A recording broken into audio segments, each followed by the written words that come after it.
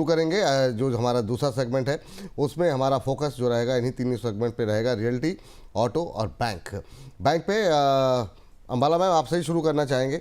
पहले ज़रा एसबीआई के बारे में बताइए, एसबीआई कैसा लग रहा है? और जिस भी शेयर पे मैं बात करूं मैम, तो कोशिश आप दोनों लोगों से निवेदन है, अगर कहीं पर फ्रेश बाइंग की अपॉर्चुनिटी है तो भी बता दीजिएगा, क्योंकि बहुत लोगों के सवाल रहते हैं तो बार बार पूछने का समय जो है वो बच जाएगा।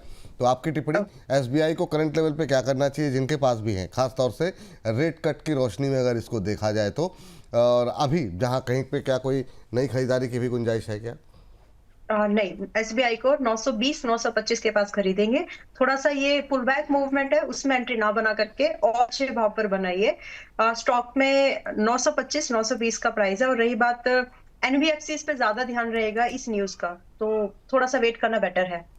अभी वेट करने का से ज़्यादा बेहतर रहेगा, ये राय यहाँ पर निकल के आती हुई। अगली कंपनी है पीएनबी सर, पीएसयू की, और इसमें उस तरह की रैली नहीं रही जैसी बाकी पीएसयूज में रैली रही है।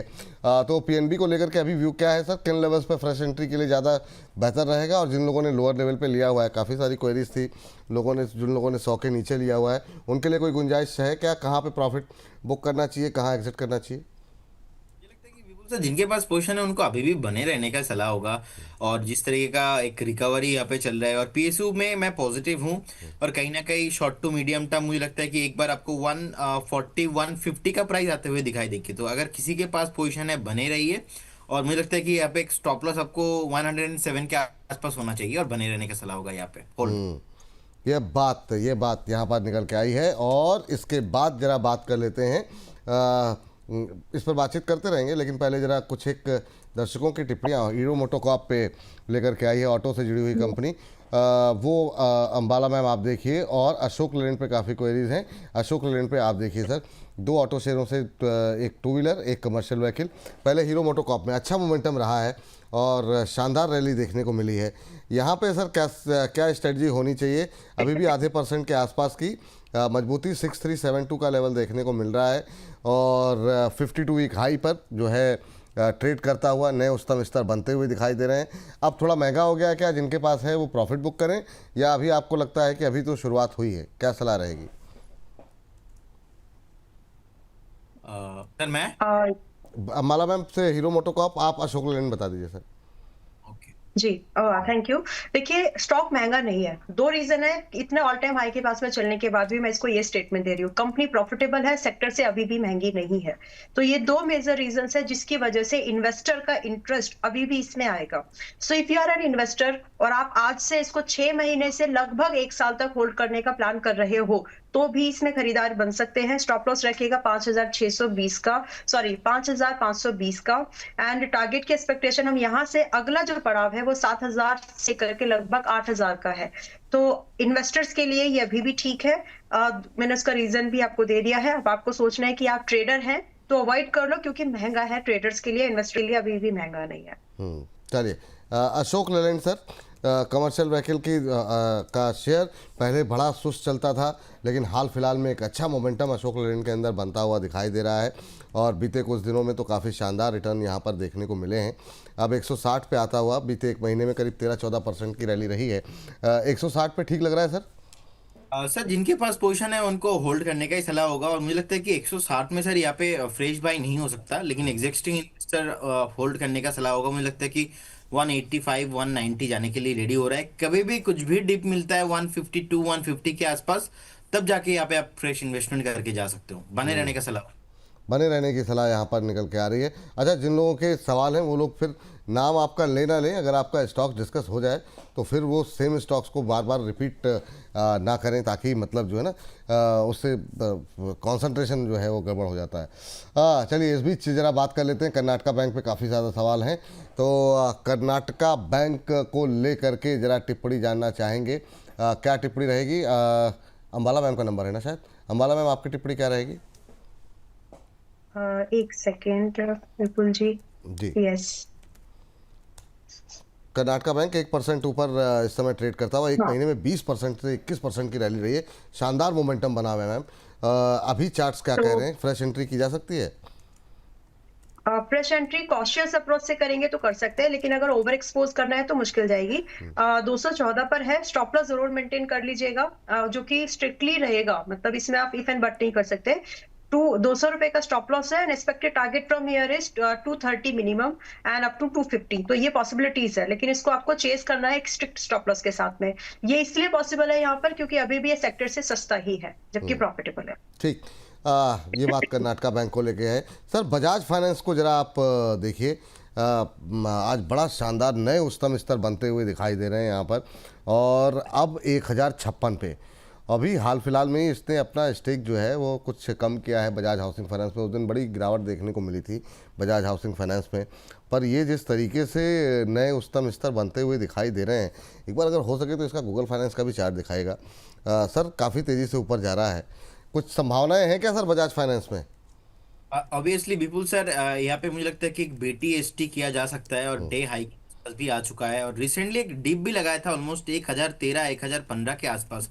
वहाँ पे सपोर्ट लेने के बाद जिस तरीके का रैली यहाँ पे आया है, मुझे लगता है कि कंटिन्यू होगा, और इसका टारगेट शॉर्ट टाइम फ्रेम में मुझे लगता है कि 1085 होना चाहिए। उसके बाद आपको मोटा मोटा 1090 तक ये चलने के लिए रेडी है। मतलब अगर किसी का व्यू ऑलरेडी है और 1 2 दिन 3 दिन 4 दिन के लिए है, तो डेफिनेटली आप 1090 के लिए आप कैरी फॉरवर्ड करके जा सकते हो पोजीशन को। बाकी फंडामेंटली बहुत ही अच्छा कंपनी है, प्रोमिनेंट रिटर्न दिया है पास्ट में भी। हमें लगता है कि 1150 से 1200 का टारगेट नेक्स्ट 2 से आना चाहिए, अब बने रहिए। तो शॉर्ट टर्म भी अच्छा लग रहा है, BTST के लिए भी अच्छा लग रहा है, एंड लॉन्ग टर्म के लिए भी मुझे अच्छा, ऑलवेज मेरा फेवरेट काउंटर है। जी, आपने 1090 का टारगेट दिया 1 2 दिन के लिए, इसका स्टॉप लॉस क्या रखें अगर 1090 का टारगेट रखते हैं 30 रुपये ऊपर का? तो रिस्क रिवॉर्ड रेशियो फेवरेबल नहीं हो रहा है, हमें लगता है कि 1090 तक ये आना चाहिए, लेकिन स्टॉप लॉस मैं 1017 1017 के आसपास हो रहा है, जो कि रिस्क रिवॉर्ड रेशियो मुझे लगता है कि ज्यादा फेवरेबल नहीं है। तो इसीलिए अगर किसी के पास पोजीशन है वही कंटिन्यू करे। अच्छा, ये बात है यहाँ पर। चलिए देखते हैं। अभी के लिए ये राय यहाँ पर निकल करके आई है। अभी भी बाजार होल्ड करता हुआ 126 140 26 150 का लेवल आपने बताया था प्रदीप जी, और 26 140 छू करके वापस लौटा है। कोई मतलब देखना ये होगा कि अब सेकंड हाफ में क्या 26 150 का लेवल क्रॉस करता है कि नहीं। 26 137 पे ट्रेड करता हुआ अब 100 अंक ऊपर निफ्टी, धुआंधार रफ्तार जो है। और देखिए ये मतलब जो है हमने यही थंब लगाया था कि RBI पॉलिसी से बदलेगी बाजार की दिशा, तो वो दिशा बदलती हुई अभी फ़िलहाल के लिए अभी तो दिखाई दे रही है। अब सेकंड हाफ के लिए जो है देखना पड़ेगा कि बदलती है कि नहीं बदलती है। लेकिन चलिए फ़िलहाल के लिए अभी के लिए बजाज फाइनेंस पे रखें नज़र। अंबाला मैम कुछ कहना चाह रही हैं आप? जी यस, एक ब्रेकआउट ट्रेड पॉसिबल है बजाज फिनसर्व में। 290 पर यह भी है, और यहाँ से एक स्विंग में भी अगर किसी को ट्रेड करना है तो कर सकते हैं, या फिर फ्यूचर्स में भी कर सकते हैं for that matter.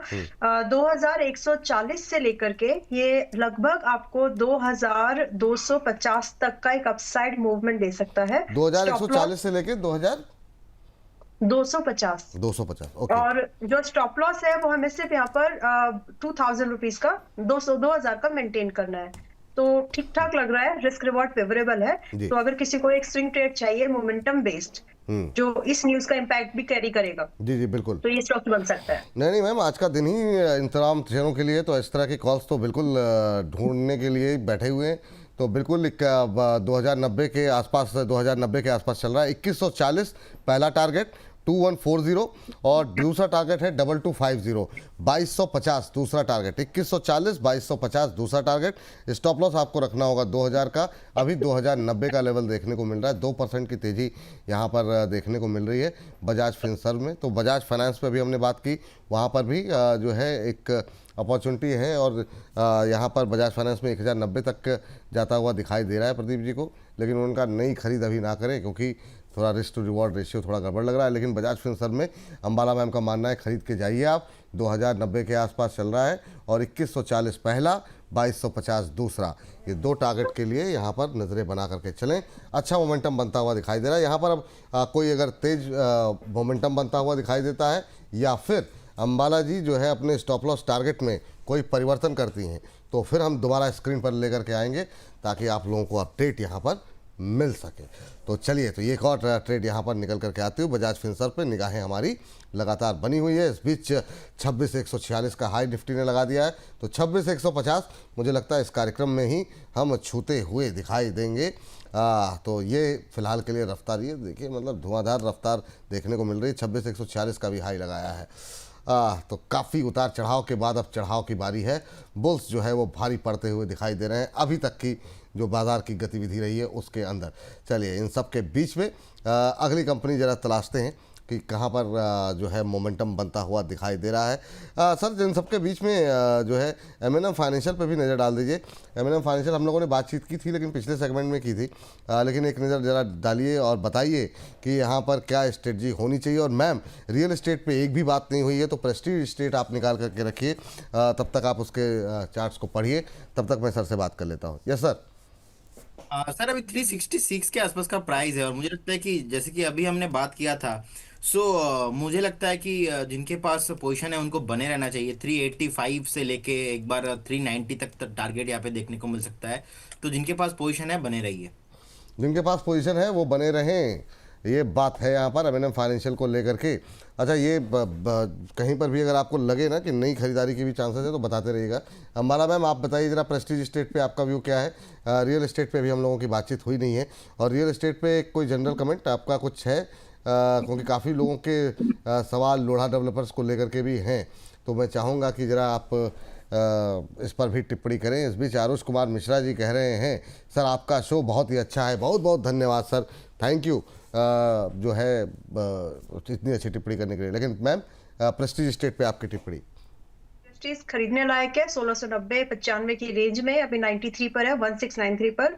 Stop loss is extremely low, जो कि आप स्टॉप लॉस मेंटेन करें यहाँ पर 1600 का, एंड टारगेट की एक्सपेक्टेशन मिनिमम 1800 से लेकर के 2000 की करें। और ये जो इम्पैक्ट है ये थोड़ा लंबा चलेगा, क्योंकि रेट कट हुआ है। तो जो भी कंपनीज इस सेगमेंट में काम करते हैं, घर बनाना, डेवलपर्स, लोन सस्ते होंगे। सीधी बात है कि एंड यूजर की पॉकेट में थोड़ा सा जी जी जी। बर्डन कम पड़ेगा, तो लोन सस्ते होने की वजह से इनके जो सेल्स है थोड़ी बढ़ सकती है, तो वो पॉजिटिव बायस आगे भी मार्केट में चलेगा।